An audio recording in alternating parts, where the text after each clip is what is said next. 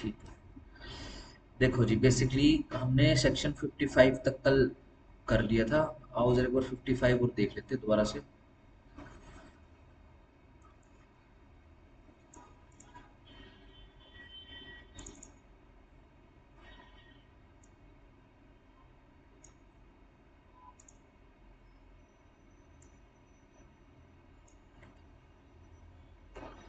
Cell of goodwill का है basically, after dissolution के बाद, ठीक है जी। जो बायर के राइट रहेंगे उस गुडविल का जो परचेजर रहेगा, ठीक है जी, और agreement in state of trade का क्या रहेगा basically, in settling the accounts of the firm after dissolution, जो गुडविल है shall subject to the contract between the partners, वो सब्जेक्ट टू द कॉन्ट्रैक्ट रहेगी, जो भी पार्टनर्स आपस में डिसाइड कर लेंगे गुडविल को लेकर, वो हो जाएगा basically fix. Be included in the assets, ठीक है जी, उसको असेट माना जाता है, ध्यान रखना, इसको अंडरलाइन कर लेना। And it may be sold इधर सेपरेटली और along with the other property of the firm. इसको जब लिक्विडेटर आता है, या तो तब वो जो उसकी एसेट का लगवा के भी कितनी एसेट बनती है या कितनी वैल्यू बनती है गुडविल की, या तो तब उसी साथ में करवा दो। बाद में अगर सेपरेटली अगर आपको सेल करना है तो सेपरेट कर सकते हैं। जहां पर goodwill of A firm is sold after dissolution, यदि डिसोल्यूशन के बाद जो है सोल्ड करी गई है एक पार्टनर में कैरी ऑन ए बिजनेस, ठीक है जी, competing with that of the buyer, and he may advertise such business but subject to the agreement between him and the buyer. वो है क्या नहीं करेगा, यूज नहीं करेगा फर्म का नाम, रिप्रेजेंट नहीं करेगा खुद को एज ए वो बिजनेस जो इस फर्म में चलाता है, या सोलिसिट नहीं करेगा जो भी कस्टमर्स रहेंगे, ठीक है जी, किसके डिसोल्यूशन के बाद फर्म के, ठीक है जी। हाँ, जो भी सेक्शन 27 इंडियन कॉन्ट्रैक्ट एक्ट के अंदर जो भी प्रोविजन है वो मान्य हो जाएंगे गुडविल परचेज और सेल के मामले में, ठीक है जी, सीधा रजिस्ट्रेशन पे आ जाओ। Power to exempt from application of this chapter, सीधा स्टेट गवर्नमेंट, ठीक है जी, अगर चाहे तो इस एक्ट के प्रोविजन से अपने स्टेट को कंप्लीटली या फिर किसी एक पार्ट को आउस्ट करवा सकती है, ठीक है जी। एप्लीकेशन फॉर रजिस्ट्रेशन 57 के अंदर लगेगी, बस इतनी सी याद रखनी है आपने। हम्म, उसके कंटेंट 58 में आ गए हैं। आगे आ जाओ, आगे आ जाओ, आगे आ जाओ। 59 में रजिस्ट्रेशन होगा इसका। अल्ट्रेशन वगैरह रिकॉर्ड होने का काम 60 में, ठीक है जी। नथिंग चेंजेस छोड़ दो, रिकॉर्डिंग।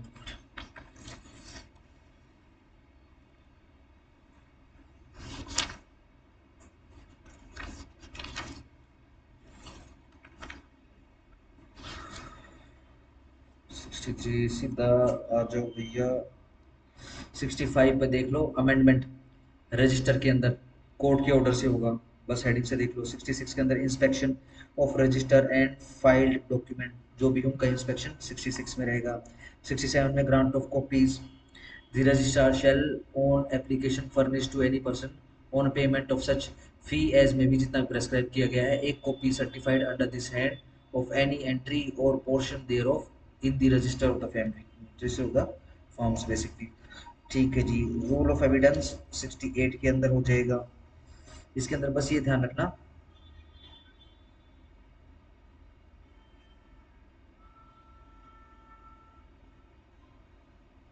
अच्छा ग्रांट कॉपी लगी 68 के अंदर आ गया, ठीक है जी। ये जो इंटीमेशन और नोटिस रहेगा ये कंक्लूसिव प्रूफ रहेगा फैक्ट के रिगार्डिंग, ठीक है जी, बस इसको इतना ध्यान में रखना है। सर्टिफाइड कॉपी, ठीक है। इफेक्ट ऑफ नॉन रजिस्ट्रेशन है मेन जो अपने को पढ़ना है। देखो, अगर no suit to enforce right arising from a contract, कोई भी सूट जो है फाइल नहीं किया जाएगा उस चीज के लिए, किसी राइट के लिए जो अराइज हुआ है कॉन्ट्रैक्ट से या फिर कन्फर्ड बाय दिस एक्ट, जो इस एक्ट के द्वारा दिया गया है, वो institute shell not B instituted, institute नहीं होगा इन एनी कोर्ट, किसी कोर्ट में, by or on behalf of any person suing as a partner, being a partner in the firm, कोई भी केस नहीं होगा, ठीक है जी। और any person alleged to be और to have been a partner in the firm unless, जब तक ये फर्म रजिस्टर नहीं हो जाती है, और ये जो पर्सन जो सू कर रहा है और is being shown in the register, तब तक ये रजिस्टर के अंदर ना आ जाए। No suit to enforce a right arising from a contract shall be instituted in any court on behalf of a firm against any third party, ठीक है। फॉर्म भी थर्ड पार्टी के अगेंस्ट में नहीं कर सकती जब तक कि वो रजिस्टर नहीं होगी, लेकिन ध्यान रखना थर्ड बंदा रहेगा वो किसी भी सूरत में जो होगा वो कर सकता है उसके फर्म के अगेंस्ट में, ठीक है जी। सिंपल ये ध्यान रखना। हाँ, the provisions of subsection 1 and 2 shall apply also to the set of or other proceedings to enforce a right arising from a contract but shall not affect। इनको करना है तो चलो कराई देते हैं।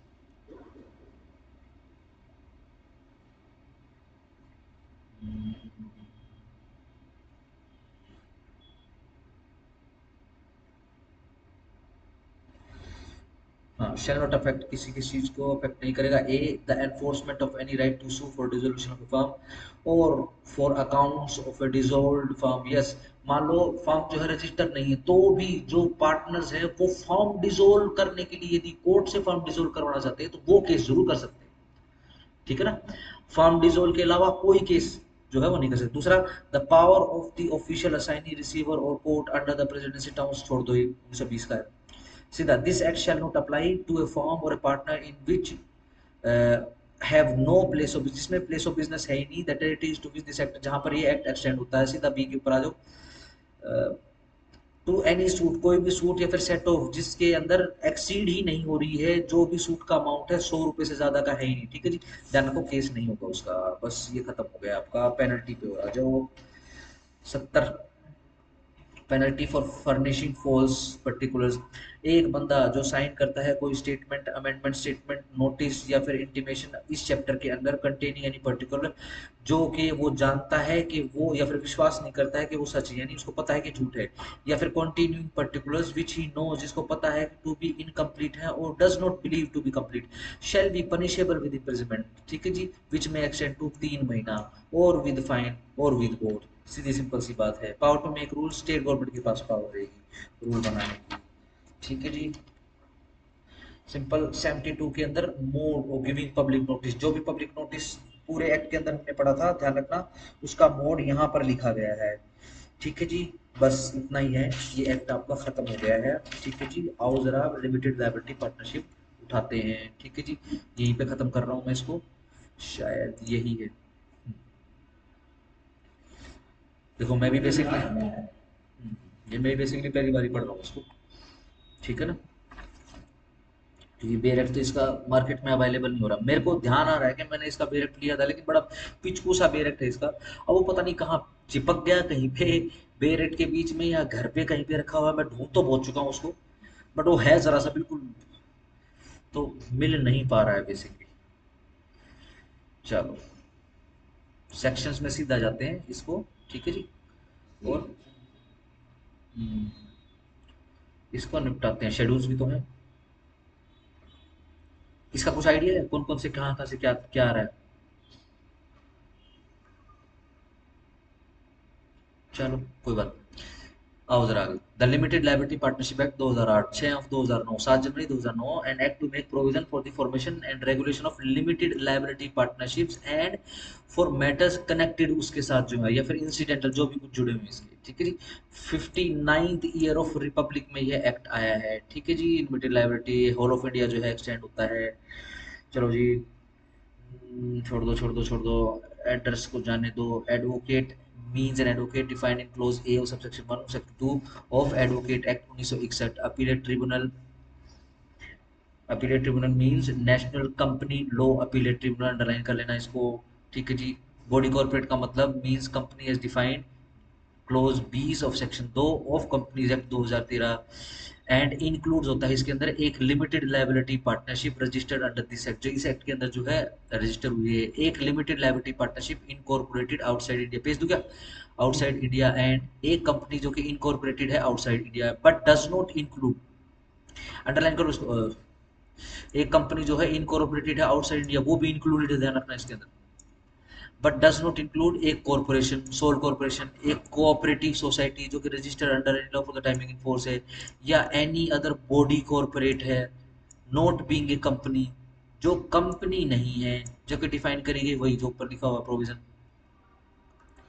और कंपनीज एक्ट 2013 और limited liability partnership as defined in this act which the central government में by notification official gazette specify this.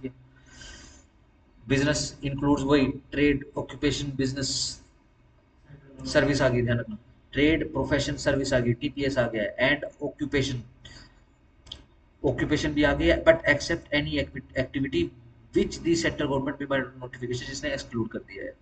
तो टॉप्स आ गया है पार्टनरशिप के अंदर, तो टॉप है टीओपी, ट्रेड ऑक्यूपेशन और प्रोफेशन है, ठीक है जी। यहाँ पे टॉप एस और आ गया है, सर्विसेज और आ गई, चार्टर्ड अकाउंटेंट, कंपनी सेक्रेटरी जाने दो, coast account,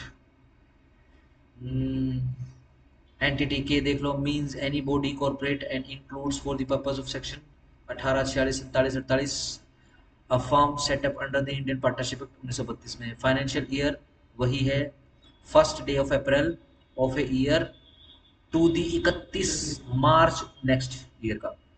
provided that in case of, मैं एक बार थोड़ा सा इसको और, हाँ अब ठीक हो गया।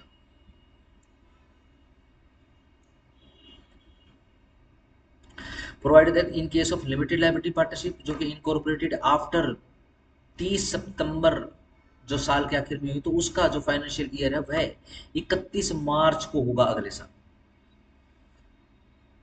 फॉरेन लिमिटेड लायबिलिटी पार्टनरशिप मतलब limited liability partnership formed, incorporated और रजिस्टर्ड, फॉर्म्ड इनकॉर्पोरेटेड रजिस्टर्ड को अंडरलाइन कर लेना, आउटसाइड इंडिया हुआ है, which establishes a place of business with India, जिसने इंडिया के अंदर बना लिया। लिमिटेड लायबिलिटी पार्टनरशिप क्या है, मतलब एक पार्टनरशिप फॉर्म्ड एंड रजिस्टर्ड इस एक्ट के अंदर। लिमिटेड लायबिलिटी पार्टनरशिप एग्रीमेंट क्या है, मतलब कोई एग्रीमेंट रिटर्न होता है between the partners of the limited liability partnership और between the limited liability partnership and its partners which determines the mutual rights and duties of the partners and their rights and duties in relation to that limited liability partnership।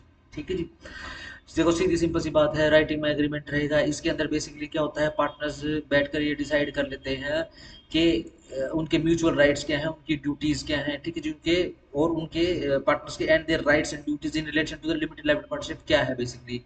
Name यानी limited liability partnership का नाम क्या है, if an individual his forename, middle name, surname, अगर कोई एक individual ही limited liability partnership चला रहा है, ठीक है जी, तो मिडल नेम भी हो सकता है। इफ ए बॉडी कॉर्पोरेट है तो इसका रजिस्टर्ड नाम हो जाएगा, ठीक है जी। Partner in relation to the limited liability partnership मतलब एनी बंदा who becomes a partner in the limited liability partnership in accordance with the limited liability partnership agreement, ठीक है जी। आगे आ जाओ, रीजनल डायरेक्टर छोड़ दो छोड़ दो छोड़ दो, रजिस्ट्रार मतलब for the purpose of this act, companies act 2013 के अंदर जो बताया गया वही आ गया। शेड्यूल मतलब schedule of this act, small limited liability partnership means limited liability partnership छोड़ो, आगे आ जाओ।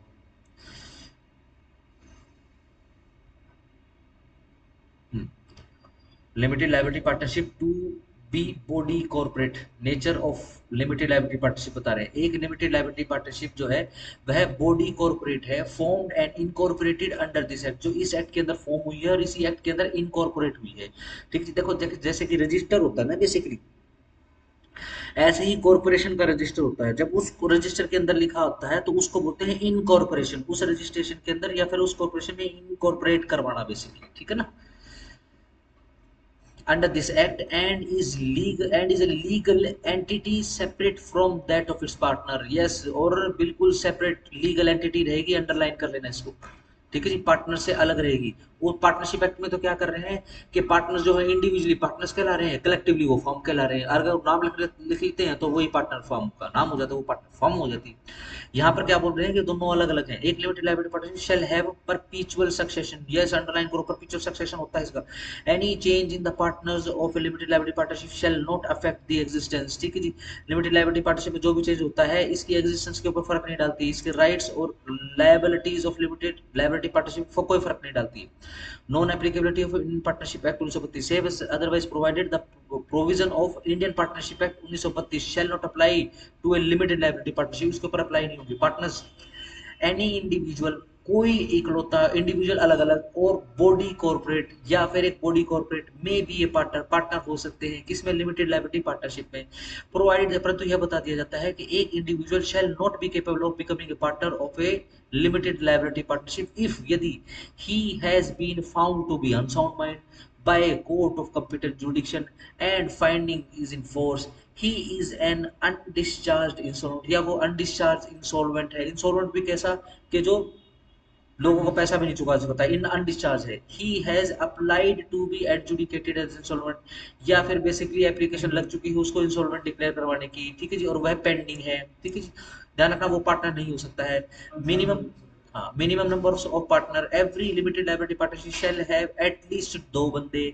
If any time if at any time number of the partners of limited liability partnership is reduced below 2 and the limited liability partnership carries on a business for more than 6 months while the number is so reduced the person who is the only partner in the limited liability partnership LLP बोल दो इसको during the time that it so carries on business after ये 6 महीने and has the knowledge of the fact that it is carrying on a business with him alone और उसको पता है कि भाई अकेला ही काम कर रहा है shall be liable personally वह personally liable हो जाएगा for the obligation of LLP incurred during that period इस period के दौरान।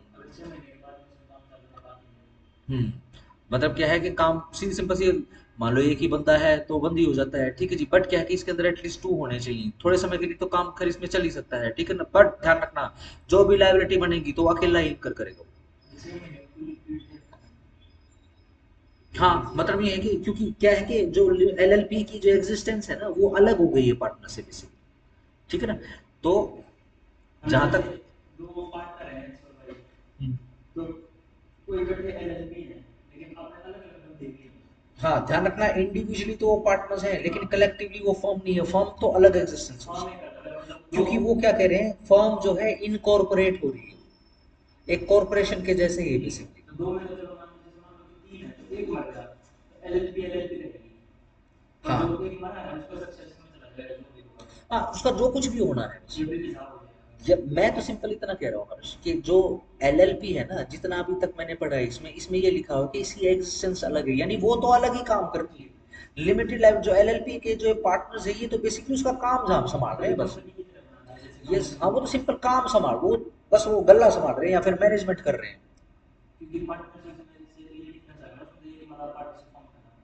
यस वो डिसॉल्व हो जाती है ये चल रही है। क्यों चल रही है क्योंकि ऊपर वाले सेक्शन में हमने पढ़ा है कि एग्जिस्टेंस ही अलग है पार्टनर से अलग है।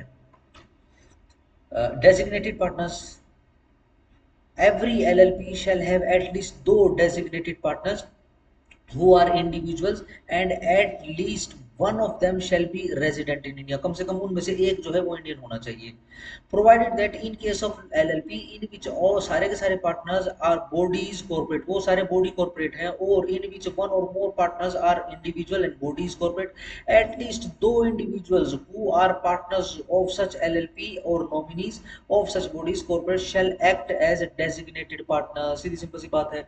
अब क्या है कॉरपोरेशंस और कंपनियां मिलकर भी पार्टनरशिप कर रही हैं वो भी LLP कहला रही है बेसिकली, ठीक है ना, बॉडी कॉरपोरेशन जो है वो भी कर पा रही हैं, ठीक है जी, बट इसमें क्या है कि कम से कम 2 एटलीस्ट डेजिग्नेटेड पार्टनर्स इनके होने चाहिए, ठीक है जी, यानी अगर कोई जाए तो किसी से मिले तो सही जाके, ठीक है जी।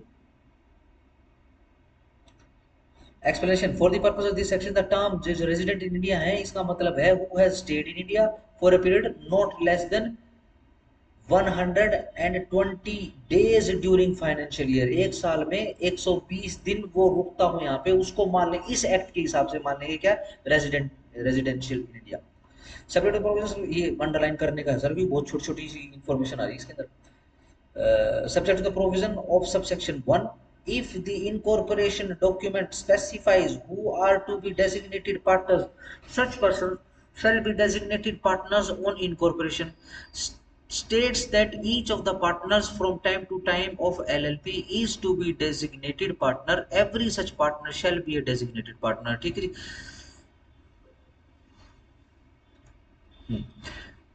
ये क्या बताता है कि ईच पार्टनर जो है फ्रॉम टू टाइम LLP में इज टू बी डेजिग्नेटेड किए जाएंगे as a designated partner every such partner shall be a designated partner ठीक है और हर एक पार्टनर जो है वो डेजिग्नेटेड पार्टनर रहेगा कोई भी पार्टनर में become a designated partner by in accordance with the LLP agreement and a partner may cease to be a designated partner in accordance to the LLP agreement कोई individual जो है shall not become a designated partner किसी भी LLP के अंदर unless he has given his prior consent जब तक वो prior consent नहीं दे देता है कि वो एक्ट करेगा ऐसे डेजिग्नेटेड पार्टनर के जैसे LLP के अंदर in such form and manner as में भी जो भी प्रेस्क्राइब किया जाएगा हर एक LLP जो रहेगी शेल फाइल करेगी क्या रजिस्टर किसमें register the particulars of every individual who has given his consent to act as designated partner in such form, उस फॉर्म में उस मैनर में जो भी प्रेस्क्राइब किया जाएगा with in underline 30 days of this appointment, 30 दिन के अंदर अंदर एक इंडिविजुअल एलिजिबल हो जाएगा डेजिग्नेटेड पार्टनर बनने के लिए, शैल सेटिस्फाई सच कंडीशन, और सेटिस्फाई कर रहा such condition and requirements as may be prescribe, जो तक प्रेस्क्राइब किया है। आगे आ जाओ। एवरी डेजिग्नेटेड पार्टनर जो है एलएलपी का शेल ऑब्टेन करेगा designated partner identification number DPIN underline from the central government and the provisions section 153 to 159 both inclusive किसके कंपनीज एक्ट 2013 के, वो अप्लाई हो जाएंगे मुटाटिस मुटेंटिस जैसे है वैसे फॉर द सेट पर्पस, उस पर्पस के लिए। हाँ बेसिकली बेसिकली क्या है, ये देश के अंदर जो है ना, ये जो कॉरपोरेट जो कल्चर है उसको बढ़ावा देने के लिए बनाया गया बेसिकली, क्योंकि यस तो इकोनॉमी जो है वो डेवलप हो, ठीक है जी। इसी कारण से क्या है, बट क्या है कि भाई पब्लिक डीलिंग को भी ये मना नहीं कर रहे हैं। पब्लिक डीलिंग के लिए कम से कम दो जो है डेजिग्नेटेड पार्टनर होने चाहिए। सारे के सारे भी डेजिग्नेटेड पार्टनर हो सकते हैं, बट उनकी कंसेंट चाहिए। कंसेंट उनको जो है 30 दिन के अंदर अंदर देनी पड़ेगी, ठीक है जी। उनमें से कम एक रेजिडेंशियल ऑफ इंडिया होना चाहिए, 120 दिन का जो है वो मान लिया जाएगा कि रेजिडेंशियल ऑफ इंडिया। लाइबिलिटी, एक डेजिग्नेटेड पार्टनर जो है रिस्पॉन्सिबल रहेगा फॉर डूइंग सारे के सारे एक्ट्स, सारे के सारे मैटर्स, सारी की सारी things as are required to be done, जो कि होनी है by the LLP in respect of the compliance, compliance के विषय में जो भी प्रोविजन इस एक्ट के हैं, including filing of any document, return statement. सीधी सिंपल सी बात है, सारे के सारे कामों के लिए जिम्मेदार रहेगा वो एलएलपी का डेजिग्नेटेड जो पार्टनर है। लाइबल रहेगा टू ऑल पेनल्टीज, यस सारी पेनल्टीज के लिए जो भी impose on the LLP for any contravention of those provision, provision की कॉन्ट्रावेंशन के लिए। Changes in designated partnership partners, एक एलएलपी में अपॉइंट कर सकती है डेजिग्नेटेड पार्टनर विद इन 30 दिन of a vacancy arising for any reason and provision of subsection 4 and subsection 5 and section 7 shall apply in respect of such new designated partner. बिल्कुल सही बात है जी, नया भी कर सकते हैं। 10 पे आ जाओ। Punishment for contravention of section 7 and 9, यदि एलएलपी कॉन्ट्रावेन करती है प्रोविजन जो के 7 के 1 में लिखा हुआ है, the limited liability partnership and every its partner shall be liable to a penalty of 10,000 रुपए and in case of continuing contravention with a further penalty of 100 rupees for each day, underline कर लेना। And the first during which such contravention continue subject to a maximum of 1 lakh rupees, 1 lakh तक का हो सकता है for LLP and 50,000 rupees for every partner of such limited liability partnership, ठीक है जी। बिल्कुल सही बात है जी, पार्टनरशिप के ऊपर तो इतना इतना लग जाएगा और जो उसके पार्टनर्स रहेंगे उनके ऊपर 50,000 रुपीज तक का लग सकता है। यदि लिमिटेड लायबिलिटी पार्टनरशिप कॉन्ट्रावेन करती है प्रोविजन 7(4) सच एलएलपी जो है एंड एवरी उसका designated partner shall be liable to penalty वो 5,000 रुपए and in case of continuing contravention with further penalty of 100 रुपए for each day subject to the maximum of 50,000 rupees for LLP and 25,000 rupees for every designated partner। अगर section 9 का 7(5) का या फिर section 9 का basically contravention करता है LLP, ठीक है जी, तो इसके बाद लायबल हो जाएगी penalty of 10,000 rupees and in case of continuing for 100 रुपये हर दिन के हिसाब से, ठीक है जी, but a maximum of 1 lakh रुपए, ठीक है जी, और वही 50,000 रुपीज पार्टनर जिम्मेदार हो जाएंगे। इनकॉर्पोरेशन के document chapter 3 section 11 for limited liability partnership to be incorporated और इनकॉर्पोरेट करवाने के लिए दो या दो से ज्यादा पर्संस एसोसिएटेड होने चाहिए for carrying on a lawful business with a view to profit shall subscribe their, अपने नाम से सब्सक्राइब करेंगे, ठीक है जी, टू एन इनकॉर्पोरेशन डॉक्यूमेंट, ठीक है जी। अब ये जो इनकॉर्पोरेशन है document shall be filed in such manner, उस मैनर में फाइल करी जाएगी एंड विद सच फी, उस फीस के साथ as may be prescribed with the registrar of the state in which the registered office of the LLP is to be situated करी जाएगी। बिल्कुल ठीक बात है जी। इनकॉर्पोरेशन डॉक्यूमेंट में ऑफिस का भी एड्रेस दिया जाएगा। There shall be filed along with the incorporation document एक स्टेटमेंट भी दी जाएगी जिसके अंदर प्रेस्क्राइब फॉर्म में होगा मेड बाय द ईदर या तो एडवोकेट से या फिर कंपनी सेक्रेटरी से या फिर चार्टर्ड अकाउंट से या फिर कोस्ट अकाउंटेंट से हु इज इंगेज, जो कि इंगेज्ड है इन द फॉर्मेशन के लिए, यानी जब एलएलपी बन रही है तो उसको बनाने के लिए जो बेसिकली इन्वॉल्व है, and by any one who subscribed his name, जिसने जिसने नाम सब्सक्राइब किया हो टू द इनकॉर्पोरेशन का document, that all the requirements of this act and the rules made thereunder have been complied with in respect of incorporation and matters precedent. ठीक है जी, अब डॉक्यूमेंट देख लो, be in a form as may prescribed, आ गया जो कोई फालतू की चीजें। इनकॉर्पोरेशन बाय रजिस्ट्रेशन, जब ये डॉक्यूमेंट की सारी पूरी हो जाएगी, ठीक है, फिर रजिस्ट्रेशन हो जाएगा। Within a period of 14 days, register the incorporation of document, give a certificate that LLP is incorporated by the name specified therein. The registrar जो है एक्सेप्ट करेगा स्टेटमेंट जो भी डिलीवर करी जाएगी क्लोज सी ऑफ सबसेक्शन 1 में और section 11 के, ठीक है जी, एज सफिशिएंट एविडेंस के requirement imposed by clause A subsection has been complied कर ली गई है, ठीक है जी। फिर एक सर्टिफिकेट इशू करा जाएगा under clause b of subsection 1, shall be signed by the registrar and authenticated by its official stamp भी लगाई जाएगी, ठीक है जी। फिर एक सर्टिफिकेट आएगा जो कि कंक्लूसिव एविडेंस रहेगा कि एलएलपी जो है वो इनकॉर्पोरेटेड हो गई है by the name specified there, जो भी उसका नाम बताया गया है उसके अंदर। Section 13 registered office of LLP and change therein, ठीक है जी, बस उससे कर लो। इफेक्ट ऑफ रजिस्ट्रेशन क्या रहेगा? ऑन रजिस्ट्रेशन एक एलएलपी जो है shall by its name be capable of suing and be sued, case कर सकती है और केस करवा भी, उसके केस में केस भी हो सकता है। एक्वायर कर लेंगे, ओनिंग कर लेंगे, होल्डिंग कर लेंगे, डेवलपिंग कर लेंगे या डिस्पोजिंग कर लेंगे प्रॉपर्टी, वेदर मूवेबल और इमूवेबल, टेंजिबल या फिर intangible, having a common seal if it decide to have one, and doing and suffering such other acts and things as bodies corporate may lawfully do and suffer। 15 name every LLP shall have either words LLP or acronym LLP, या तो पूरा का पूरा लिखना पड़ेगा या फिर LLP acronym लिखना पड़ेगा बेसिकली। हाँ, कैसे? As the last words of its name, अपने जो भी नाम रहेगा उसके आखिर में या तो पूरा लिमिटेड लायबिलिटी पार्टनरशिप लिखेगी या फिर LLP लिखेगी। हाँ बिल्कुल।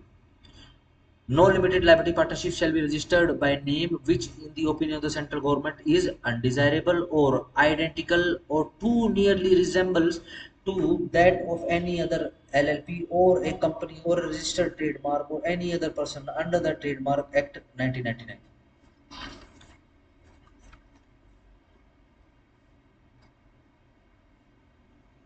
रिजर्वेशन ऑफ नेम, एक पर्सन अप्लाई कर सकता है सच फॉर्म, जो भी फॉर्म रहेगा और मैंने जो भी कंपेन बाय सच फी रहेगा प्रेस्क्राइब किया गया रजिस्ट्रार के द्वारा, वो अपने लिए नाम रिजर्व भी करा सकता है, ठीक है जी। लेट्स उसने बाद में कर रहा हूँ तो वो रिजर्व भी करा सकता है। 17 rectification of name of limited liability partnership, ठीक है जी, रेक्टिफिकेशन भी हो सकता है, चलो सीधी सी बात है।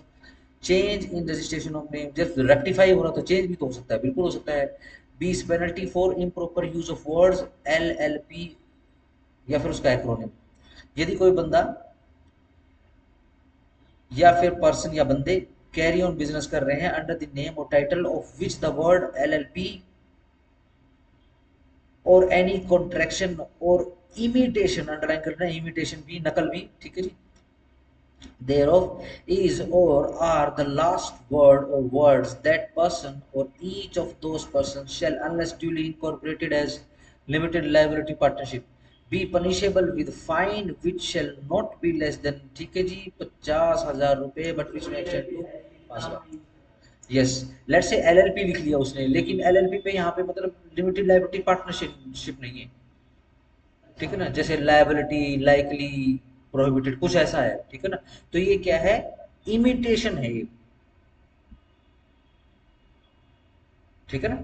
जैसे अपना नाम लिख के ऊपर जैसे ऐसे कर लेते हैं,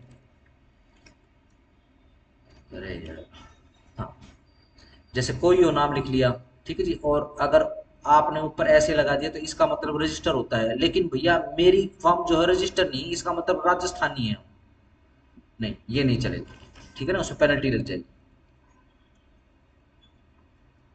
Publication of name and limited liability, every LLP shall ensure its invoices, अपने invoices के द्वारा officials correspondence and publications bear the following, namely the name, address of its registered office and registration number of the limited liability partnership। ठीक है जी, लिखना पड़ेगा a statement that is registered with limited liability। ठीक है जी, उसको करना पड़ेगा। ठीक है जी। चैप्टर 4 पार्टनर्स एंड देयर उनके relations, eligibility to be partners. One in the incorporation of the LLP the person who, जिसने सब्सक्राइब किया है अपना नाम इनकॉर्पोरेशन में डॉक्यूमेंट शेल वो पार्टनर के जैसे। ठीक है जी, उसको उसके ऊपर लायबिलिटी आ जाएगी। ठीक है जी, becomes a partner of limited liability partnership by and in accordance with the limited liability partnership agreement. ठीक है जी, उसके एग्रीमेंट के द्वारा बाउंड हो जाएगा। Relationship of partner same as otherwise provided by this act. Mutual rights and duties of the partners of LLP and the mutual rights and duties of LLP and its partner shall be governed by the LLP agreement। agreement से होगा govern between the partners, जो भी partners के बीच में govern हो agreement बनेगा। और between LLP and its partner, और उसके partners के बीच में the limited liability partnership agreement and any changes if any made therein shall be filed with the registrar in such form जो भी मैनर कंपेन प्रेस्क्राइब किया गया है। कोई भी एग्रीमेंट इन राइटिंग में मेड बिफोर इनकॉर्पोरेशन बनाया गया है लिमिटेड लायबिलिटी पार्टनरशिप का। ठीक है जी, जो बिटवीन सब्सक्राइबर हुआ है। ठीक है जी, इनकॉर्पोरेशन को प्रोवाइडेड दिस एग्रीमेंट रेटिफाइड। ठीक है जी, ये डॉक्यूमेंट या फिर ये एग्रीमेंट बेसिकली इनकॉर्पोरेशन के लिए जाएगा। सीजेशन ऑफ पार्टनरशिप इंटरेस्ट, भैया बड़ा ये तो ना समझ के करवाना चाहिए। सीजेशन ऑफ पार्टनरशिप इंटरेस्ट, एक बंदा में सीज हो जाएगा कि वो पार्टनर नहीं रहेगा बेसिकली एलएलपी का in accordance with an agreement, agreement के according with the other partner, दूसरे पार्टनर्स के साथ में। और इन द एब्सेंस ऑफ, यदि कोई एग्रीमेंट नहीं है with the other partners as to cessation of being partner, अगर वो पार्टनर नहीं है तो सीज ऑफ पार्टनर। यार ये क्या बात हुई? बाय गिविंग, कैसे? नोटिस देकर, कैसे? इन राइटिंग में not less than 30 days to the other partners of his intention to resign as a partner. ठीक है जी, अपनी इंटेंशन से सीधा सिंपल राइटिंग में नोटिस देकर वो क्या कर सकता है? सीज टू ए पार्टनर हो सकता है। पता नहीं रिटायरमेंट के लिए, चलो जो भी है। एक person shall cease to a partner of a LLP on his death, मृत्यु पर, on his declare to be unsound mind, और या फिर इंसॉल्वेंट एडजुडिकेटेड होने पर। जहां हाँ पार्टनर आओ जाओ उसको फर्क नहीं पड़ रहा है वैसे। हाँ बस क्या है कि फॉर्म को चलने के लिए डेजिग्नेटेड पार्टनर तो जरूर चाहिए। जहां पर एक बंदा है cease to a partner LLP के अंदर, hereinafter refer to as former partner, पुराना partner. The former partner is to be regarded in relation to any person dealing with limited liability partnership as still being a partner of limited liability partnership unless the person has noticed that the former partner has ceased to be a partner of LLP। Notice that the former partner has ceased to be a partner of the LLP partnership has been delivered to the registrar। ठीक है जी, आगे आ जाओ, बकवास चल पड़ा है। Registration of changes in the partner, ये भी रजिस्टर होंगे, बिल्कुल ऑब्वियस सी बात है, सब कुछ रजिस्टर होगा। Chapter 5 extent and limitation of liability of limited LLP and partners. Partners as agent, every partner of LLP is for the purpose of the business of the LLP the agent of LLP but not of other partner। yes, फर्क आ गया है। वहां पर क्या होता है, एक दूसरे के भी एजेंट बनते हैं, बट यहाँ के अंदर वो सिर्फ एलएलपी के एजेंट रहेंगे। ठीक है जी, ना कि दूसरे पार्टनर्स के एजेंट रहेंगे। Extent of liability of limit LLP, एक LLP is not bound by anything done by a partner in dealing with a person if, यदि partner in fact has no authority। ठीक है जी, LLP के अंदर doing वो particular act and the person knows, ये जो बंदा था वो भी जानता था कि इस पार्टनर के पास कोई अथॉरिटी नहीं है। ठीक है जी, तो कोई भी किसी भी प्रकार की लाइबिलिटी नहीं आएगी। The LLP is liable if a partner of a LLP is liable to any person as a result of wrongful act और omission on his part in the course of the business of LLP और with its authority. Basically सीधी simple सी बात है, कोई wrongful act कर दिया है तो ऑब्वियसली LLP लायबल रहेगी। An obligation of LLP, whether arising in contract or otherwise, shall be solely the obligation of the LLP. The liabilities of LLP shall be met out of the property of the limited liability partnership। भाई साहब बहुत रट्टा बड़ा है। Extent छोड़ दो, holding out, holding out का provision उसमें भी था। होल्डिंग आउट क्या होता है? जब एक बंदा अपने आप को रिप्रेजेंट करता है या फिर रिप्रेजेंट होने देता है जानबूझ करके, वो एक पार्टनर है किसी एक फॉर्म के अंदर, और एक बंदा उस रिप्रेजेंटेशन के ऊपर विश्वास करके क्रेडिट दे देता है, उधार दे देता है किसको? फॉर्म को। तो वो जो बंदा है उसको लायबल कर देंगे। 28।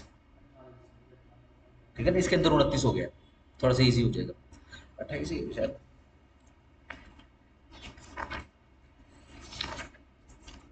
यस, 28 होगा।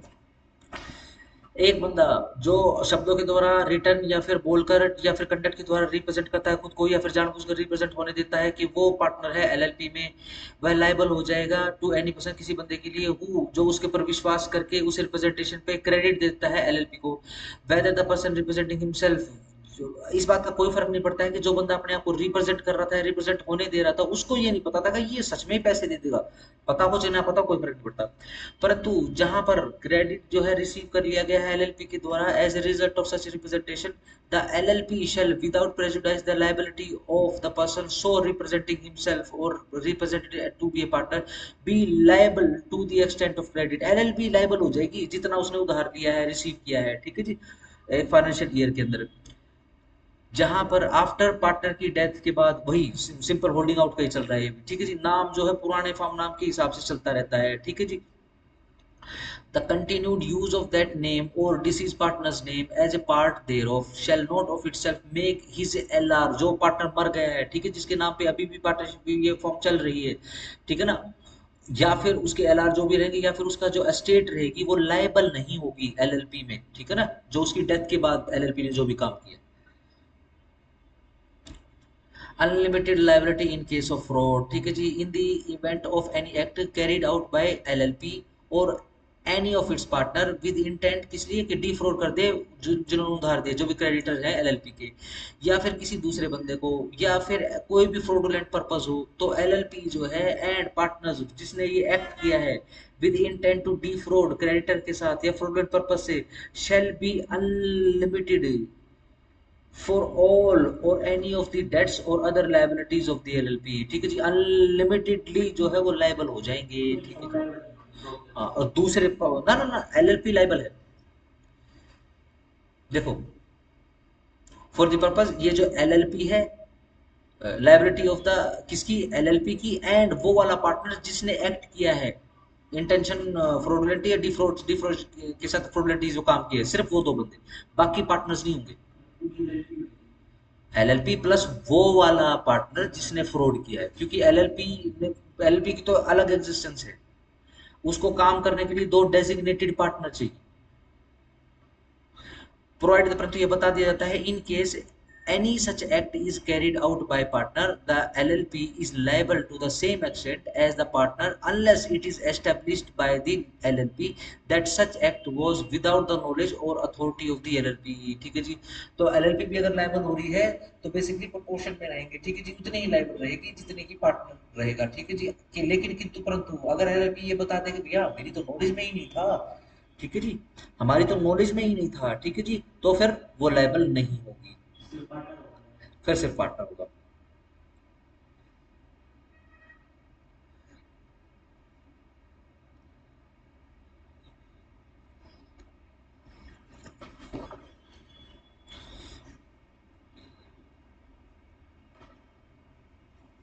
31 whistle blowing, the court or tribunal may reduce or waive any penalty leviable against किसी भी पार्टनर या फिर एम्प्लॉय, किसका? एलएलपी का, यदि सेटिस्फाई हो जाए कि उस पार्टनर ने या उस एम्प्लॉय ने एलएलपी के has actually provided useful information दी है जो ड्यूरिंग इन्वेस्टिगेशन सच एलएलपी में काम आएगी, ठीक है जी, या फिर कोई इंफॉर्मेशन गिवन बाय पार्टनर या फिर एम्प्लॉय वेदर और नॉट ड्यूरिंग इन्वेस्टिगेशन, या ड्यूरिंग इन्वेस्टिगेशन मिले या उसके बाद में मिले, लीड्स टू एलएलपी और एनी पार्टनर और employ of such limited liability partnership being convicted under this, उस इंफॉर्मेशन से कन्विक्शन हुई यानी केस सोल्व हो गया है, ठीक है जी, तो क्या करेंगे?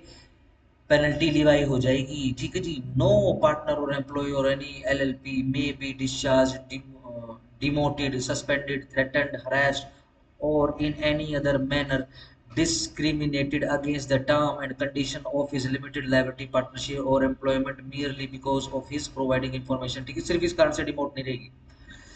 कंट्रीब्यूशन, फॉर्म ऑफ कंट्रीब्यूशन,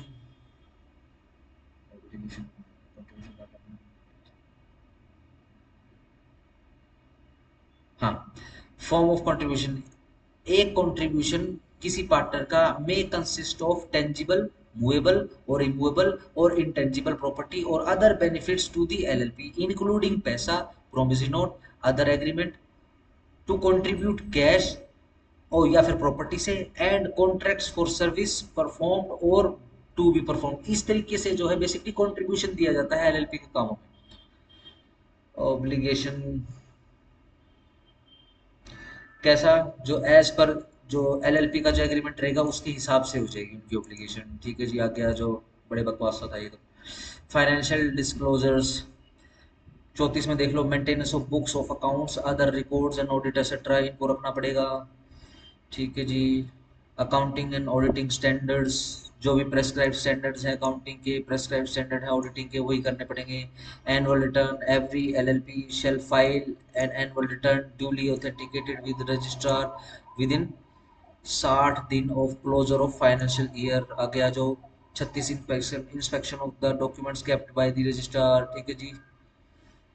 ठीक है जी। 37 only heading penalty for false statement. If any return statement or other document required by for the purpose of any provision of this act, any person makes a statement which is false in any material particular, या उसको पता था कि knowingly ये false है, which omits any material fact knowing it to be material, ठीक है जी, he shall as otherwise expressly provided be punishable, yes punishment आ गई, imprisonment for a term which may extend to 2 साल and shall also be liable to fine which may extend to 5 lakh रुपए but which shall not be less than 1 lakh रुपया। ठीक है जी। Power registrar की obtain information करने की, चलो जी आ गया जो compounding offence notwithstanding anything contained in CrPC, the registrar, the regional director or any other officer not below the rank of regional director authorized by the central government may compound any offence under this act which is punishable with fine only by collecting from a person reasonable suspected having committed the offence a sum which may extend to amount of maximum fine provided for the offence but shall not be lower than the minimum amount provided for the offence। ठीक है जी, जाने दो इसको, बस ध्यान रखो compoundable रहेंगे ये ऑफेंस। ठीक है जी। Destruction of old records, registrar साहब करेंगे फैसला। 41 enforcement of duty to make returns etcetera.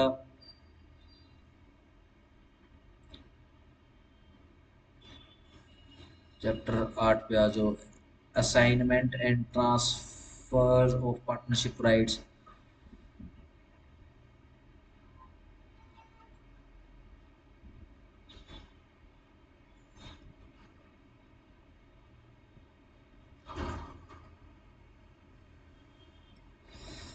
छोड़ दो इसको। इन्वेस्टिगेशन पे आ जाओ, चैप्टर 9 पे, investigation of the affairs of LLP. Central government shall appoint एक या एक से ज़्यादा कंपिटेंट बंदे, कैसे, as an inspector to investigate the affairs of LLP and to report thereon in such manner, जैसे डायरेक्ट किया जाएगा। और क्या क्या करेंगे, डायरेक्ट इफ द ट्रिब्यूनल इधर सुमोटो या तो सुमोटो या फिर ऑन द एप्लीकेशन जो भी रिसीव्ड हुई है for not less than 1/5 of the total number of the partner of LLP by order declare कर दे कि अफेयर्स ऑफ द एलएलपी जो है ought टू बी इन्वेस्टिगेटेड होने चाहिए। ठीक है जी। Any court by order declares that affairs जो है एलएलपी के ought to be investigated. The central government में अपॉइंट एक या एक से ज्यादा competent person as an inspector जो इन्वेस्टिगेट करेंगे अफेयर्स ऑफ द एलएलपी और रिपोर्ट करेंगे इस मैनर में, एंड इट में डायरेक्ट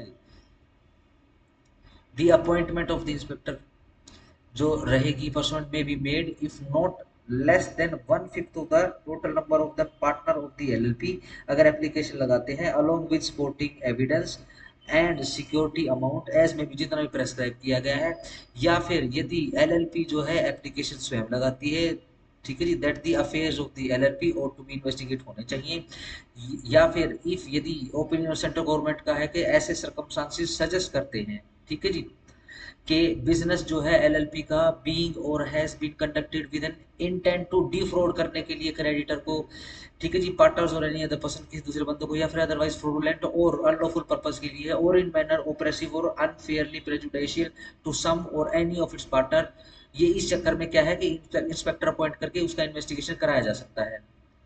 आगे आ जाओ। Application by partners for investigation 44 में लग रही है। 45 में form body corporate association not to be appointed as inspector. Yes, अगर इंस्पेक्टर बनना है तो कंपिटेंट बंदा बनेगा, और वो कंपिटेंट बंदा जो है कोई बॉडी कॉर्पोरेट या अदर एसोसिएशन नहीं होगी। ठीक है जी। पावर क्या रहेगी इंस्पेक्टर की? To carry out investigation into affairs related to the entities. ठीक है जी, जो बेसिकली इन्वेस्टिगेशन में है वही पावर रहेंगी। ठीक है जी, सिर्फ हेडिंग हेडिंग से कर लो। 47 production of the document and evidence. It shall be the duty of the designated partner and partners of the LLP कि वो प्रिजर्व करके रखे, और जब कभी भी इंस्पेक्टर या फिर कोर्ट मांगे तो उसको वो डॉक्यूमेंट ला कर दें। ठीक है जी, यही ड्यूटी रहेगी, इसके अंदर और कुछ भी नहीं मिलने वाला है। जो भी इंफॉर्मेशन वो पूछे, जो भी डॉक्यूमेंट मांगे, फर्निश करना पड़ेगा, इंफॉर्मेशन फर्निश करने पड़ेंगे वो सारे के सारे डॉक्यूमेंट। ठीक है जी। हाँ, अगर कसम वगैरह खिलाने की बात है तो यस, मे एडमिनिस्ट्रेटर ओथ भी करवा सकता है। ठीक है जी। और previous sanction approval of the central government any person relation to the affairs of the LLP और any other entity as the case में भी। ठीक है। Seizure of the documents by inspector, क्या अब अगेन, अब इन्वेस्टिगेशन में क्या डॉक्यूमेंट आ गए हैं तो अब आ गए हैं तो भैया सीजर की तो पावर, सीज करने की तो पावर देनी देनी पड़ेगी। इंस्पेक्टर की रिपोर्ट, ये जो इंस्पेक्टर है ये so directed by the central government shall make entire report, underline कर लेना, टू दैट गवर्नमेंट, गवर्नमेंट को देगा, and on the conclusion of the investigation shall make a final report, किसको? सेंट्रल गवर्नमेंट को, and any such report shall be written printed as the state government, central government जैसे बताएगी। ठीक है जी। Prosecution in form of report under section 49 it appears to the central government that any person in relation to KLLP से है या फिर in relation to any other entity whose affairs have been investigated have been guilty of any offence or for which he is liable, the central government may prosecute such person for the offence, and it shall be the duty of the all partners, that is entity partner and other employees जो रहेंगे और agents जो रहेंगे LLP के या दूसरी जो entities रहेंगी एज द केस में जो भी केस हो, to give the central government सारी की सारी assistance in connection with the जो भी प्रोसिक्यूशन चलेगी। ठीक है जी। Application for winding up of limited liability partnership. ठीक है जी, क्या उनके अंदर वाइंडिंग अप की एप्लीकेशन भी लग जाएगी यदि ये वाली जो एलएलपी है वह लाइबल हो वाउंड अप के लिए इस एक्ट के अंदर, और any other of the timing in force and it appear central government के पास के रिपोर्ट 49 की जो आई है कि यह जरूरी हो गया है कि इसको वाउंड अप कर दिया जाए। ठीक है जी। unless unless जब तक कि limited liability partnership is already being bound up by the tribunal, cause to be presented to the tribunal by any person authorized by the central government in its behalf, एक petition डाली जाएगी binding up करने के लिए of LLP को on the ground that is it is just an equitable, यह न्याय के पक्ष में रहेगा या फिर ये इक्विटी रहेगी कि इसको डिसोल्व कर दिया जाए, इसको बाउंड अप कर दिया जाए, डिसोल्व नहीं बाउंड अप कर दिया जाए। हाँ हाँ। ये नीचे आएंगे, देखो उसी तरफ ही बढ़ रहे हैं, इसमें ट्रिब्यूनल वगैरह पीछे लिखे हुए।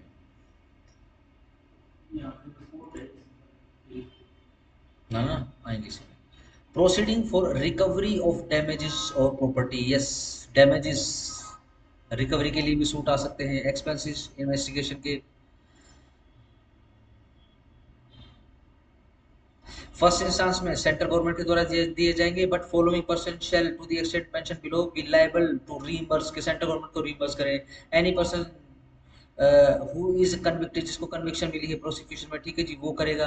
Any entity whose name proceeding और ब्रॉट एज अ फोरसाइट, जिसका नाम सामने आया है, ठीक है जी, वो सारे के सारे बंदे जो है सरकार को रीइंबर्स करेंगे। इंस्पेक्टर की जो भी रिपोर्ट रहेगी वो एविडेंस रहेगी, इंस्पेक्टर की। ठीक है जी। आओ, conversion into LLP, conversion from form into LLP, एक फॉर्म में convert into LLP in accordance with the conversion, छोड़ दो इसको, इफेक्ट कन्वर्जन छोड़ दो, छोड़ दो कन्वर्जन का, बस ये याद रखना कहाँ से है, चैप्टर 10 है और 55 से शुरू हो रहा है।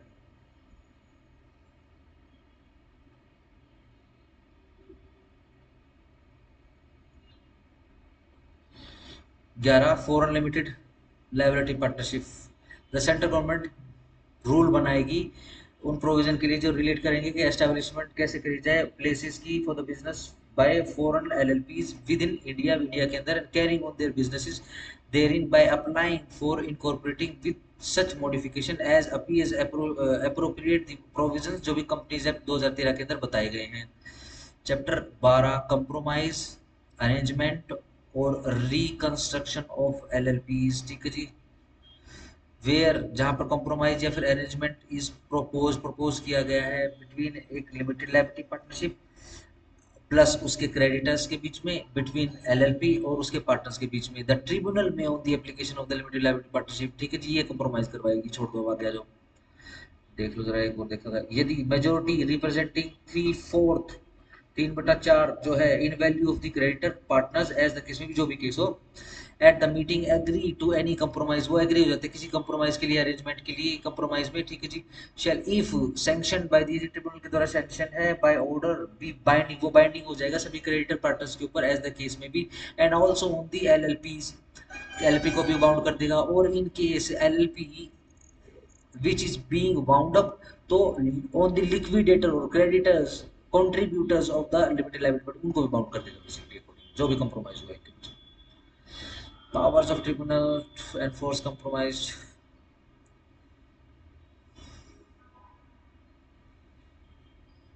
ट्रिब्यूनल के पास पावर रहेगी, shall have power to supervise the carrying out of the compromise और अरेंजमेंट, ठीक है जी, may at any time making such order or any time thereafter giving such direction in regard to any matter make such modification जो भी consider, जो भी ठीक लगे, इट में कंसीडर नेसेसरी, जरूरी लगे उसको, for the purpose of making the compromise और अरेंजमेंट, ठीक है जी।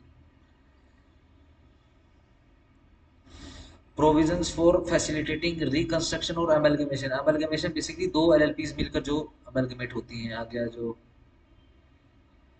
Winding up and dissolution, winding up and dissolution 63 और चैप्टर 13 से शुरू होता है। मे भी इधर वॉलंटरी हो सकता है या फिर ट्रिब्यूनल के द्वारा हो सकता है, ठीक है जी। सरकमस्टेंस, हाँ नीचे आएगी ना, नीचे देखेंगे, ये देखो ये नीचे आएंगे, पहले दिखाना ही पड़ेगा आपको।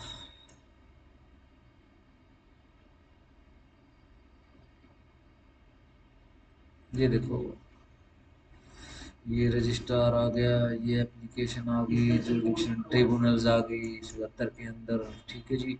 Adjudication penalties, jurisdiction of courts आ गया, कॉग्निजेंस ऑफ ऑफेंसेस, ये देखो नीचे सबसे लास्ट का है, वहीं पे ही निकल जा रहे हैं बेसिकली।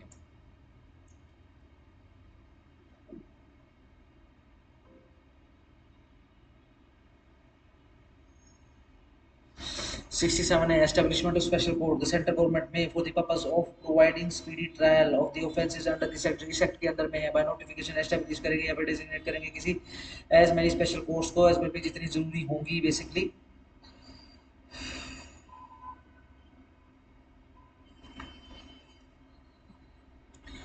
फॉर उस एरिया के लिए या फिर एरियाज के लिए जो भी स्पेसिफाइड होगा नोटिफिकेशन के अंदर। अब ये जो स्पेशल कोर्ट है इसके अंदर कंसिस्ट होगा एक सिंगल जज holding office as a senior जज और एडिशनल सेशन जज as in case of offence punishable under this act with imprisonment of 3 year और मोर, एक मेट्रोपॉलिटन मजिस्ट्रेट या फिर judicial magistrate first class in other, दूसरे वाले केसेस में, यानी कितने हैं, 3 साल है, हाँ 3 साल तक की सजा, 3 साल 3 साल से नीचे की सजा तक के लिए तो एमएम या फिर जेएमआईसी, 3 साल 3 साल से ऊपर की सजा तक के लिए सेशन या फिर एडिशनल सेशन जज, who shall be appointed by the central government with the occurrence of the chief justice of the high court, बिल्कुल ठीक बात है जी।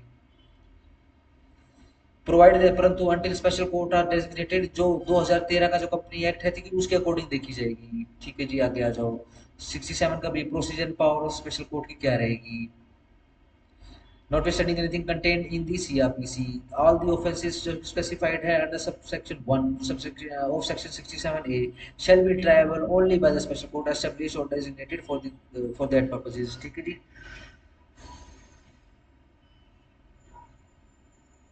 जो भी स्पेसिफाई करे गए हाई कोर्ट के द्वारा, ठीक है जी। आगे आ जाओ, notice anything contained in the CRPC, the special court may if things fit try in a summary way, ठीक है जी। अगर कोर्ट को लगेगा तो समरी उसकी सुनवाई कर लेंगे। Act which is punishable with imprisonment for a term not exceeding, यदि 3 महीने तक का केस है तो उसको समरी सुन के खत्म कर देंगे। Provided that in case of the conviction in the summary trial no sentence of imprisonment for a term exceeding 1 year shall be pass, ठीक है जी। 1 साल तक की सजा भी पास हो सकती है लेकिन 1 साल से ज्यादा का सजा नहीं होगी।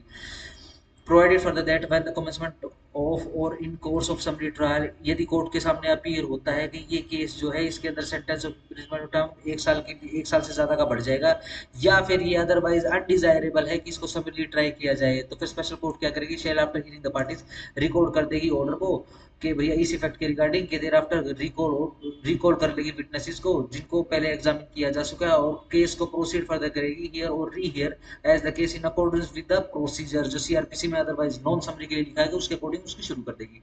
67C appeal and revision the high court में exercise for so far as may be applicable for all powers conferred to in chapter, ये है 29 and 30 of CrPC on a high court as if special court within local limits of jurisdiction of the high court or a court of session trying cases within a local, yes, जब session court नहीं करी तो basically सारी कोर्टों को session मार के special court के अंदर चाहे वो जेएमआईसी नहीं क्यों ना किया हो, अगर अपील जाएगी तो हाई कोर्ट चली जाएगी, सिंपल सी बात। Electronic filing of document registration office, ठीक है जी, payment of the additional fees, ठीक है जी, आ गया जो announced punishment in case of LLP or any partners designated partners, LLP commits any offense करते हैं तो LLP और any partner designated partner shall for the second subsequent दूसरे offense के लिए punishable होंगे extended या फिर enhanced बढ़ाकर punishment के लिए, ठीक है जी।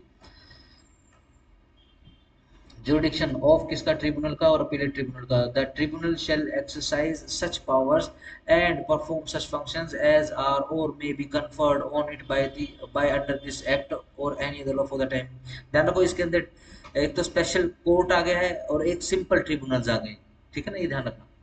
ट्रिब्यूनल्स वो जो 2013 के कंपनी एक्ट के अकॉर्डिंग स्थापित करी गई है, ठीक है जी, अदरवाइज स्पेशल कोर्ट तो आपको पता लग गया सेंट्रल गवर्नमेंट करेगी बेसिकली। जनरल पेनल्टीज,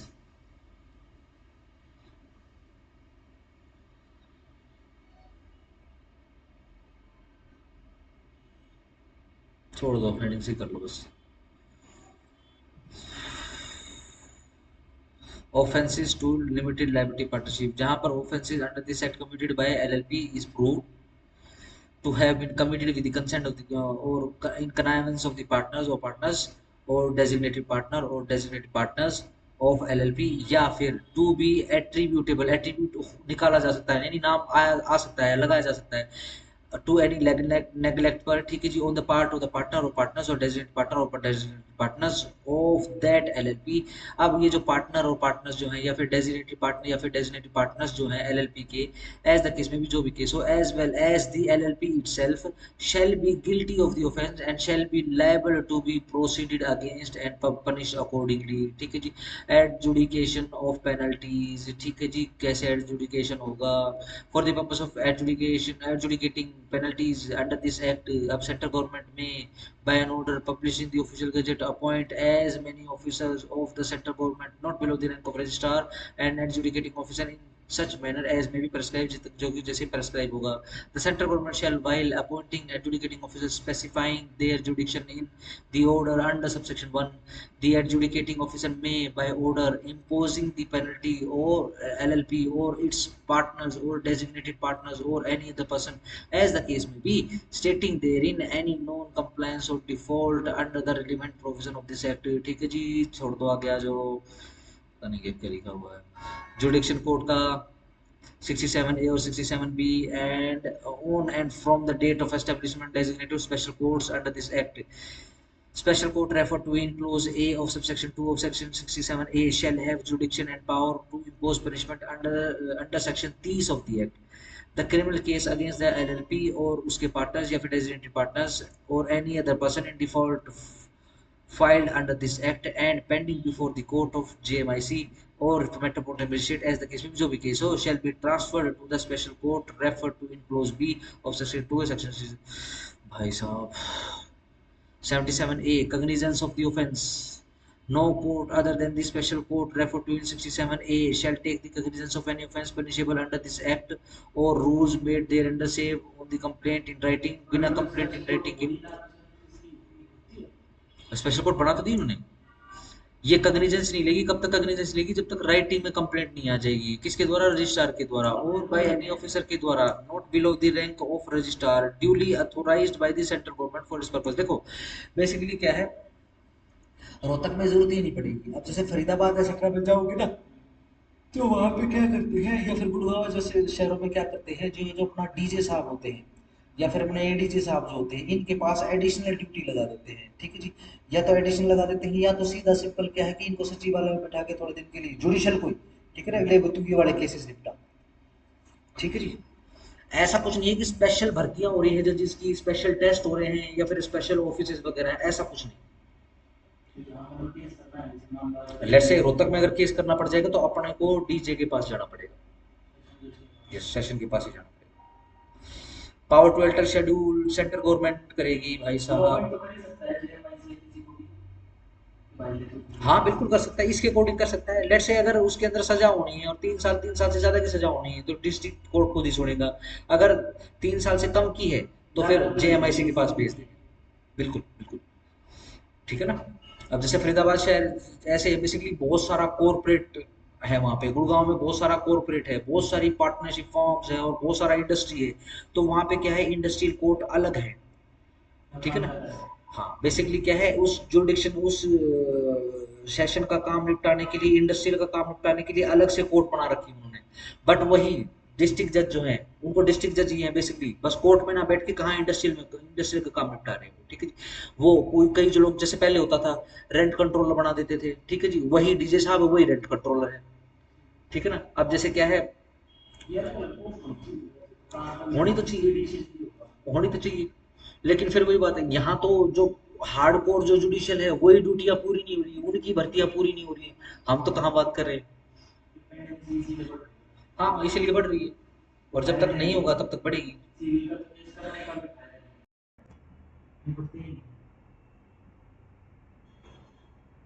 छोड़ दो इसको। शेड्यूल में देखो क्या है, provisions regarding matter relating to the mutual rights and duties, अच्छा ये फॉर्मेट्स ठीक है।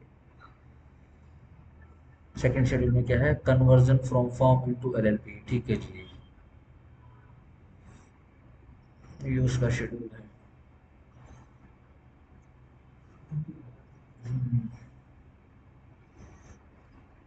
थर्ड शेड्यूल है conversion from private company into LLP.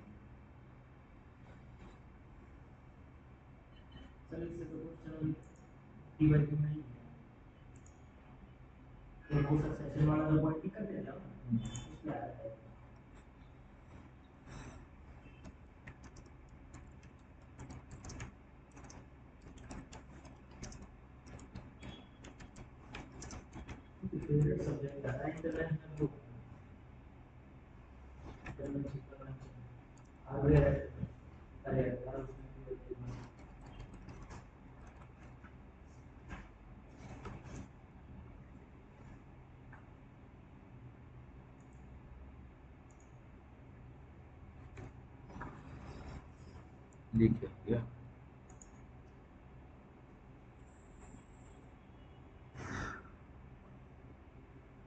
ये एक बार एक्ट मिल जाए ना तो इसके ऊपर मैं कमीशन पढ़ूंगा, कमीशन का क्या कहना है, क्योंकि ये बिल्कुल मेरी समझ से बाहर है। Seventh law commission of India.